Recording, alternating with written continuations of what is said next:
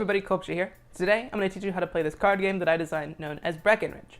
Breckenridge is an additive set collection game where players aim to build piles of cards as close to 31 as possible to win prize cards, while staying in the game longer than their opponents through strategic redraws and blocking their opportunities.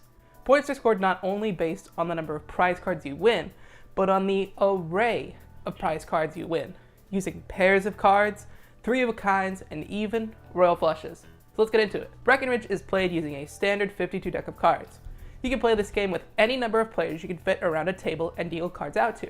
You can even play this game solitaire, but we'll get into that more later. Breckenridge is played using a system of piles that players add cards to.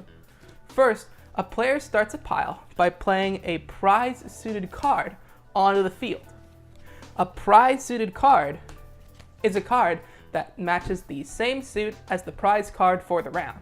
For example, if the dealer decides the prize suit is spades, any spade can be played to start a brand new pile. When a pile is started, a running total of the sum values of all of the cards within it is kept track of. So if a player starts it with a 7, then another player adds a 3. The sum value is 10.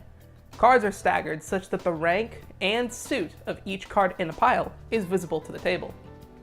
The goal of each player is to get a pile's sum value as close to 31 as possible without going over.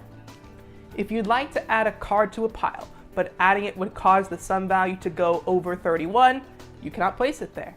You must instead make another move, like adding to another pile or starting a new one. If a player adds a card such that the sum value of the pile is equal to exactly 31, they win the pile.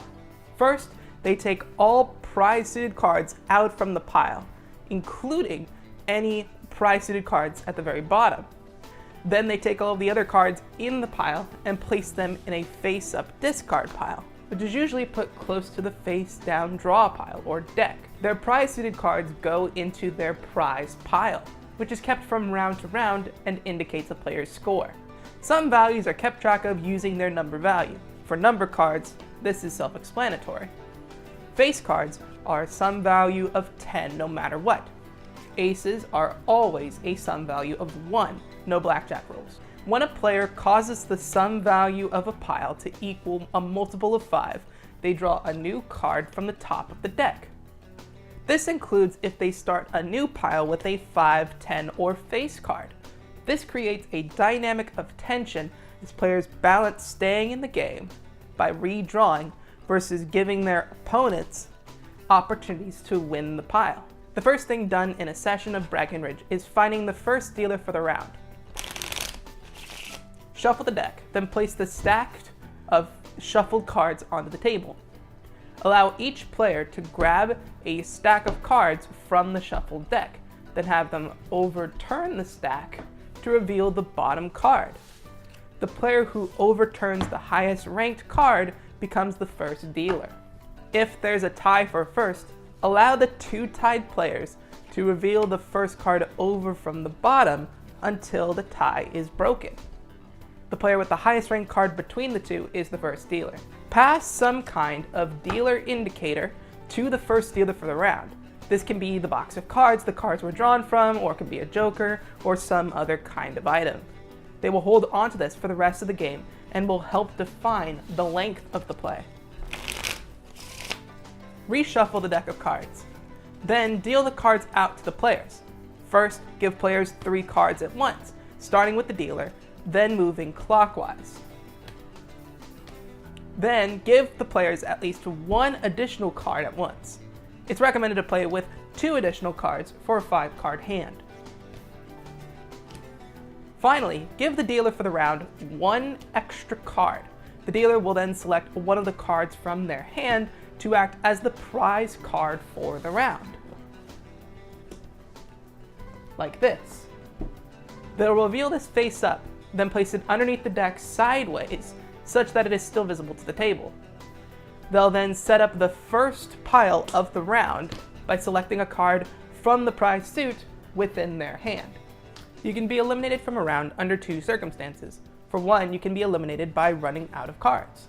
If you are not cognizant of your redraws, you may accidentally find yourself out of the round due to an inability to play into multiples of 5. Remember, getting the pile to 31 does not award a redraw. It's not a multiple of 5. Going for a win on a pile is necessarily a risk in displacing yourself from the game by running out of cards. You have to decide whether going for the win on the pile now is worth it rather than staying in the round and going for something else. The second way that you can be eliminated is by being unable to make a move. On your turn, you must always be able to make at least some kind of move, whether it's playing for the redraw, risking a pile to win some prize suited cards, starting a brand new pile, or playing garbage to avoid being eliminated. You must make at least some kind of play. If you're unable to make a play on your turn, you're out for the rest of the round. Once every other player from a round has been eliminated except for one, that player has the opportunity to play a bit of their own on the off chance that they can score some extra points. You do not win any cards in any piles you are unable to capture. So it's best practice to try to keep around some useful cards for that very purpose at the end of the round. And once that player also runs out of moves that they can make, either by running out of cards or being unable to play, the round is over. For being the last player standing, they receive the prize card itself, used to indicate the prize suit for the round. All cards not won by players are then collected and reshuffled for the next round. This includes the hands of the players that were eliminated and any piles left remaining on the table. Once a round concludes, the player clockwise from the dealer for that round becomes the dealer for the next round. They are dealt first, then get to choose the prize suit for the round. I recommend that players keep the deck and the prize suited card close to the dealer for the round, so that you can indicate where the dealership actually is for the round. After the dealership moves all the way around the table back to the player who was initially dealer for the first round, that completes one rotation. A game can be played for one rotation, known as a one loop game, or it can be played more often as 2 rotations, known as a double loop game. Longer games can be played as 4 rotations, expectedly known as a quadruple loop game. At the end of the game, the cards in each player's prize piles are counted for their score. The process for scoring is as follows. Most number cards are worth 1 point each. 5s are worth 5 points each. 10s and jacks are worth 10 points each. Queens and kings are worth 20 points each. Aces are worth 30 points each. A pair of cards in the same rank is worth 20 points plus the initial point values of each card, i.e. a pair of 3s is worth 1 plus 1 plus 10 is 12. 3 of a kinds are worth 40 points. 4 of a kinds are worth 60 points. The wheel, straight flush, ace 2, 3, 4, 5, all in the same suit, is worth 100 points. The royal flush, 10, jack, queen, king, ace, all in the same suit, is also worth 100 points. Because of how scoring works in Breckenridge, certain cards have a higher usefulness than other cards as prize cards. This gives them special names to remember them by. The ace is known as the big hombre due to its usefulness in score combos, in gameplay, and its high value. The cards 10 through king are known as the honors due to their high scoring potential on their own and in conjunction with each other. Alright, so now that we've gone over the basic rules of a game of Breckenridge, let's play it unadulterated. No script here, I'm just going to show you how the game is played on a 4-player table. Remember what I said before, you can play this with, in this variation, with as few as 2 players, and with as many as like 6 players. I don't know, as many players as you can deal out, right? So if maybe you don't have enough cards for the amount of players that you want to include in the table, decrease the amount of cards you give each player. Alright, so after you've shuffled out the cards nice and neatly, place the shuffle deck in the middle, then have each player grab a chunk and immediately flip over the bottom side. Usually they'll do it like this, right? This makes me the dealer, so I hold on to this as the initial dealer indicator. You can use a joker for this purpose, you can use some kind of placard. If you play Mahjong, you could use a Mahjong, like, indicator, I don't know. Just some kind of little thing that can show who the first dealer for the round was. So you can keep track of the amount of rotations that you play. We won't play a full game in this video, we'll play a couple rounds. just to showcase the basics of the game, right? And now I'm gonna deal myself out 3, then move clockwise. That's counterclockwise. And then 2, and then 1 more as the dealer, and you place the deck next to the dealer for the round. And I will select clubs, not clubs, I'm gonna select diamonds as the initial card to determine the suit for the round. And I'll play my 5. I highly recommend placing the cards down like that. It's fun. So 15 from this player. Then from you, you might play this here to make it 20, and I would not disagree with that decision. This player might branch off here with the jack.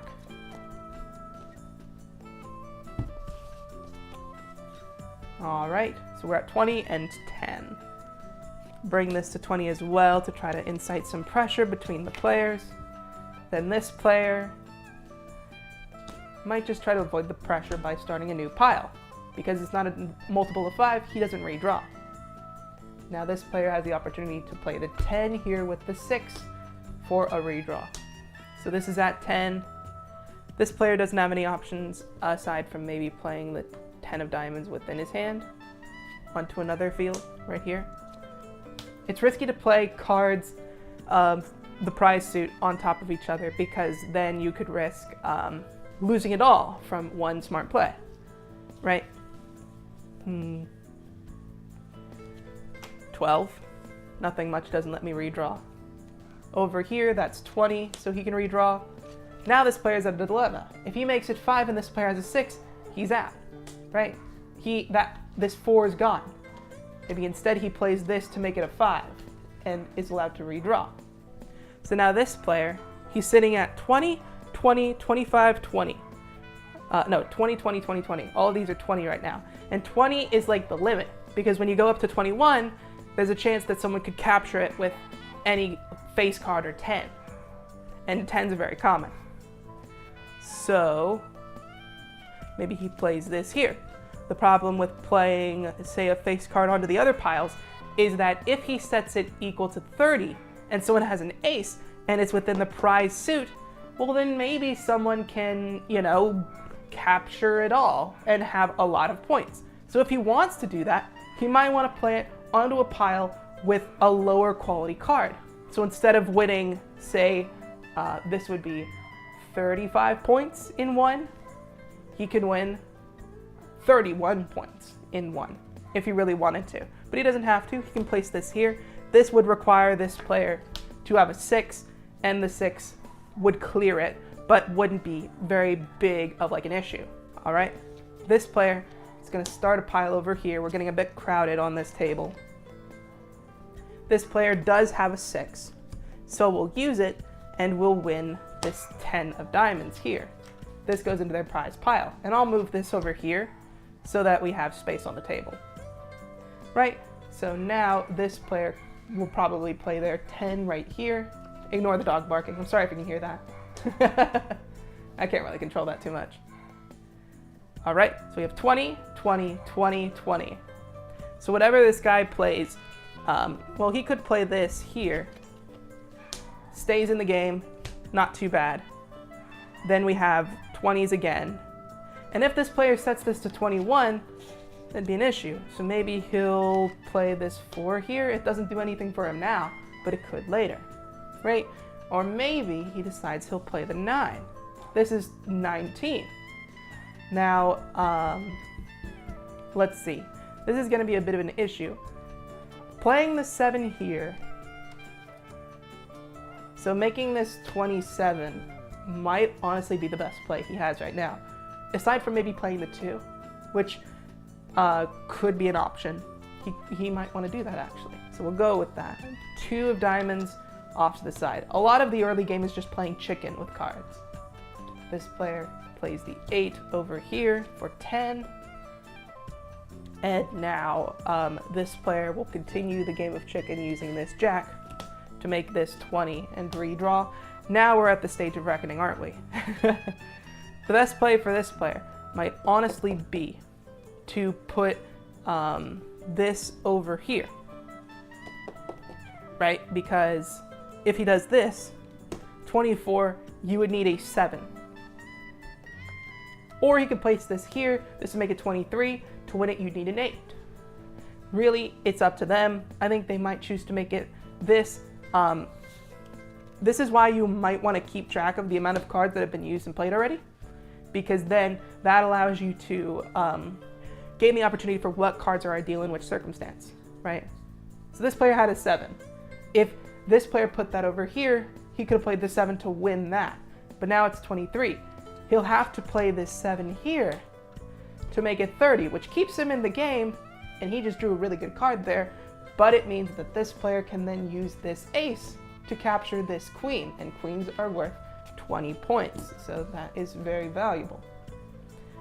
Now it's this player's turn. Things are starting to heat up now, and he doesn't have any avenues for sort of divesting things. Remember, 10s are dangerous to play onto 20s, because then if someone has an ace and it's the thing, they get a lot of points all in one. So usually players will try to go for some kind of card like this, like 26. You'll need a 5 in order to win that. So it's less likely to matter as much. Now this is dangerous for this player. He starts a brand new pile with a 9. Now this player has only aces. If this next player has a face card and he places it onto these 20s, then they win the pile. And that's not good for this player. So maybe instead he places this ace here. It's a waste of an ace kind of, but it means he's still in the game. He draws the 4 out. Now this player has the opportunity to play this 5 here. This is 15, and he can redraw. Let me say, this is not usually how games go. It's not usually this spread out, this chaotic. This is just with a lot of players that are playing chicken. So 15, there's a lot of 6s on the board, so maybe he takes the risk and plays this here to make it 25. Pretty good. Now this player, me, I only have an ace, and that's an issue because there's nowhere I could play this ace to stay in the game or to capture anything, right? This is 26, 27 doesn't do anything, 21 doesn't do anything. This is 25, 26 doesn't do anything, 21 doesn't do anything, 21 doesn't do anything, and 21 doesn't do anything. So really, I'm stuck. I need to pick an avenue, which is the least likely to land me into big, less likely to lead someone into winning big. So maybe I play this ace here, because face cards are much more common than, this is a 27, 4s. So unluckily for me, this player did have a 4. I'm out for the round. This player takes the 5 of diamonds. Oh well, but now he's on to his last card. So he's in trouble here. See, here we have 25. The perfect play for this player to make, now that he's drawn this 6 of diamonds, is to cash both out at the same time, the 6 and the 9. Now note the 6 and the 9 are both little fish, so it's not like he's got a ton of value from that. He can't make a wheel. He has to rely on pairs, 3 of a kinds, and 4 of a kind. So he's relying on the later rounds to build higher and higher scores, right?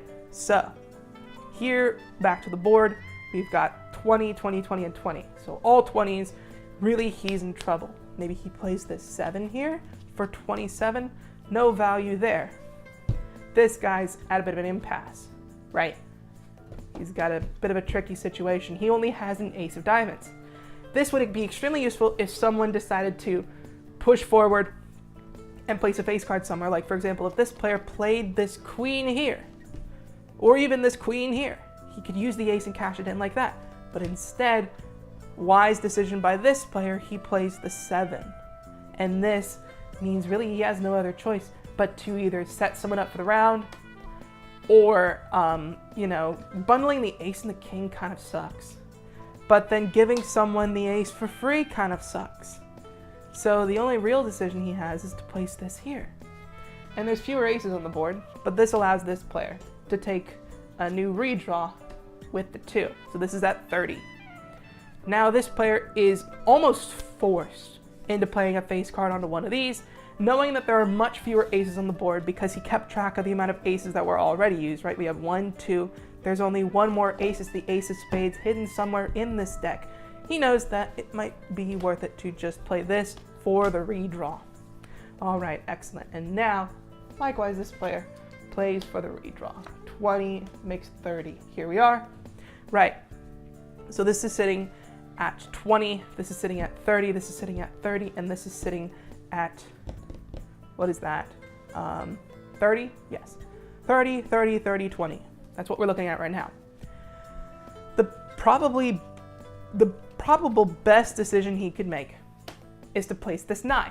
Why exactly? Because if this player goes out, he has the chance to capture it with the 2, right? And unfortunately, that leaves this player unable to make a move, and thus he loses in this round as well. This leaves this player as the last player standing. He cashes in that 4 of diamonds, just like that. Beautiful. All of that goes to the trash. He can no longer make any moves with the 7. He can't continue the game by doing redraws. He can't, cash any extra piles in, but he does win this final prize suit indicator, and all of the other cards that haven't been won and that were remaining in that player's deck, their hand, goes back into the pile like this. And now we move on to the next round. Because I was the dealer for the first round, the next dealer is going to be this player. So we pass out 3, 3, 3, 3, 2, 2, 2, 2, and 1 more. We place the deck next to him to indicate that he's the dealer, and he selects the spades suit for this round and sets it up with the 10. Just like that. And that's how the game would progress. If we were playing a 1 rotation game, when the dealership returns to me, the game's over and we count our points. So that's everything you need to know about how to play Breckenridge with 2 players or more. But as I mentioned earlier, you could even play this game solitaire. So how does the solitaire version of Breckenridge work? Well, let me show you. Breckenridge can be played solitaire by making a few tweaks to the gameplay. Instead of drawing out 5 cards, we draw out 9, 3 at a time. Then draw a 10th card, and we select a prize card for the round from our hand. For example, hearts with the 6, or maybe clubs, using the 6 as an indicator, then leading with the 10. Your main goal in a solitaire game of Breckenridge is to get as close to a 4 of a kind as possible, or to acquire as many 4 of a kinds as possible. Thus, for the first round, you want to acquire as many prize cards as possible to maximize your chances. Then for the next round, you do not add any cards to your prize pile that you haven't already won in the previous rounds. This is played over a 4-round period, so kind of like a 1-loop game if you think about it. So here we've got 20, stay in the round with that, king, stay in the round with that. Right, so we have 20 and 20. We can use this 7 and this 3 to build a 10 here as well. We have a 10, allows us to redraw, and we win the 10 off of this ace. Excellent work. Now, you might want to play this 2 and this 3 over here to set this up as the 5. So we can play it with the 6 and win that pile. Just like that, we win this queen. Right, and now, we might be in a bit of a pickle. This is a 9. And then we play the 6 here, makes that 15, so we redraw. But now we're in trouble. We could do this again. This is 25. Hopefully I draw this is a 5, so I play that. All right, so 15 makes 20. Hopefully I can stay in the game longer. 7 plus 4 is 11, but we're at the 5s. We're at 15. 15 plus 7, right? 20 plus 7 plus 4. 20 plus 7 plus 4 is 11. So then we could win the 9 at minimum. So we'll do that. And now we've run out of moves we can make. So then I gave myself the prize card there. And now my goal is to create 4 of a kinds. Into this next round, I cannot claim any new cards unless they are one of these ranks. The 10, the queen, the 9, or the 6. Now we won the 6, but now we're out of the game, right? We're out of this round. So now we can only win queens and 6s. And it continues like this for the rest of the game. And that's everything you need to know about how to play Breckenridge. It's a simple game at its heart, but has a lot of complexity to it when you look underneath the surface. I hope you give this game a try. Tell me what you think of it. Thank you for watching, and I'll see you next time.